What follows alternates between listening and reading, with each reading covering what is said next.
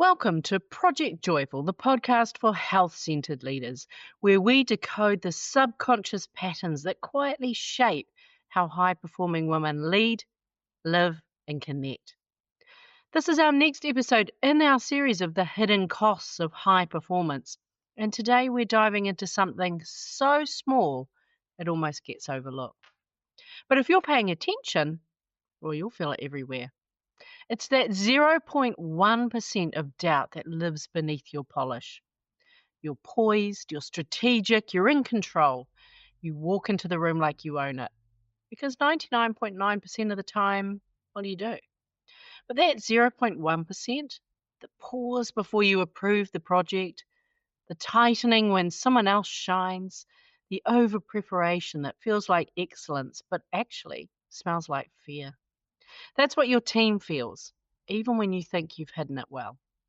In this episode, we'll explore how that micro-misalignment shows up in your leadership and why cleaning it up doesn't just make you more confident, it makes you more magnetic. Let's get started, shall we?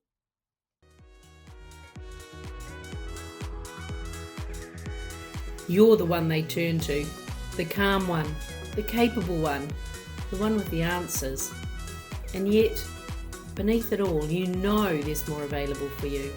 More energy, more clarity, more unshakable presence. Welcome to Project Joyful, the podcast for health-centered leaders. I'm Tracy Tutty. Here, we speak to the part of you that knows leadership isn't about doing more. It's about becoming more fully who you are. So let's begin, shall we? So let's start by painting a picture. You're articulate, you're composed, you're strategic, you walk into the room like you own it. Because 99.9% of the time, you do. You know, like how Michael Jordan walked into the room. Well, you're the Michael Jordan with a spreadsheet. But it's the 0.1% that's running the show. And here's the thing.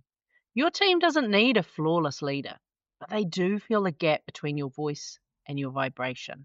The 0.1% is really loud, but it's always felt. So you pause just for a moment before approving that project. Not because it isn't solid, but because if it flops, well, how will that reflect on you? You change the direction midstream, not because the original idea was wrong, but because perfection feels safer than vulnerability. You praise your team in the meeting, but your energy tightens when the spotlight shifts to someone else. Maybe it's when they get credit from the CEO or when a team member's idea lands better than yours in that moment. You smile, you nod, but something deep inside constricts. It's brief, it's subtle, but it shifts the room. That 0.1%, it really does matter. Because leadership isn't just about what you say, it's about what you signal. Your team doesn't need you to be perfect.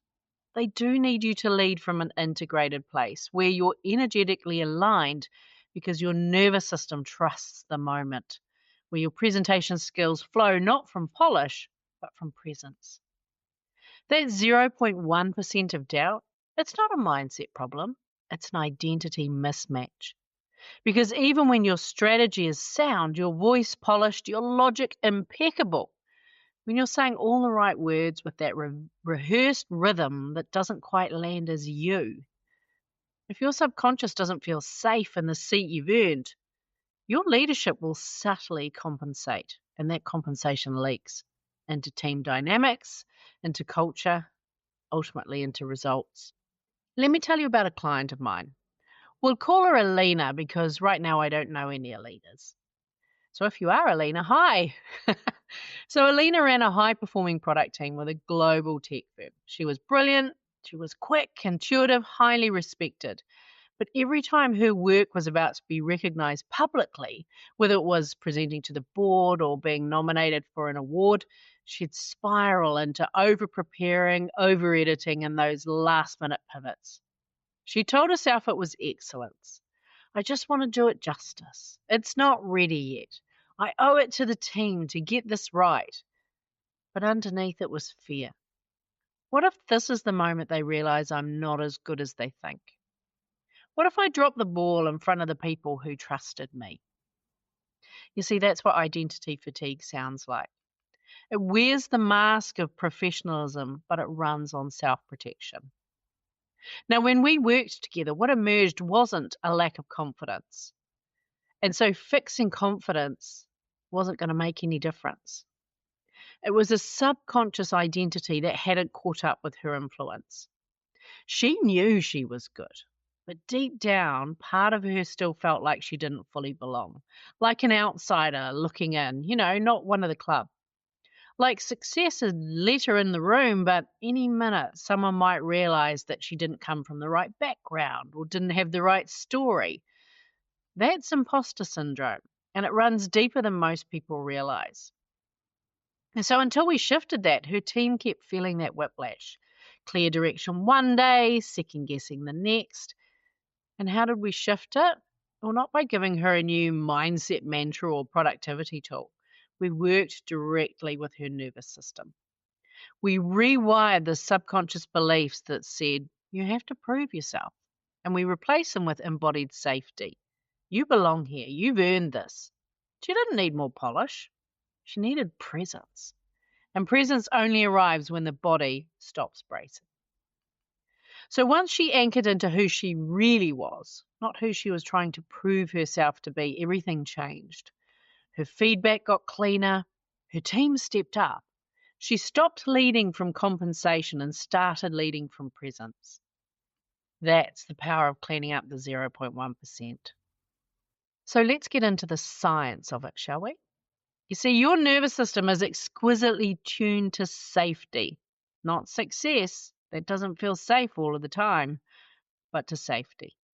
And when your subconscious detects a risk, visibility, conflict, potential criticism, it activates that survival mode. Not overtly, just enough to shift your breath, your tone, your timing. Now, research in neuroleadership shows that our brains register perceived social threats like exclusion, embarrassment, or status loss as equally real as physical danger. So when your conscious mind is saying, I've got this, your nervous system might be whispering, but what if they see through me? And that whisper shapes how you lead. Not because you believe it consciously, but because your body starts to guard. You pause a beat too long, you edit your enthusiasm, you over-explain. In coaching, we help you recognize those physiological cues and repattern them in real time. So instead of bracing, you stay grounded. Instead of proving, you stay present. So here's what that 0.1% leadership misalignment might look like in your day-to-day. You might say yes to a project that you know you should really delegate because you're not sure if your team will do it to your standard, otherwise known as doing it right. You're editing an email 5 times before you hit send, even though your first draft was actually solid. You feel low-grade dread before meetings, not because you're unprepared, but because you're unconsciously bracing. It's not about the big breakdowns. It's about the micro leaks. And micro leaks in leadership cost energy, they cost trust, and they cost creativity. And that's where neuro-identity coaching makes the invisible visible. We don't just work on the thoughts. We work on the felt sense of safety and identity in your body. We reconnect you to the leader you actually are, not the version your inner critic is still trying to correct. We help your nervous system trust the seat you've earned. We do this through somatic practices that calm your system's stress response, subconscious rewiring that updates your internal identity, and leadership simulations that rebuild trust in your presence without that performative overlay. Because when your energy, your voice, and your identity are aligned, that 0.1% evaporates. And what's left? Clarity, gravitas, coherence. The kind of leadership that makes people feel safe to shine around you.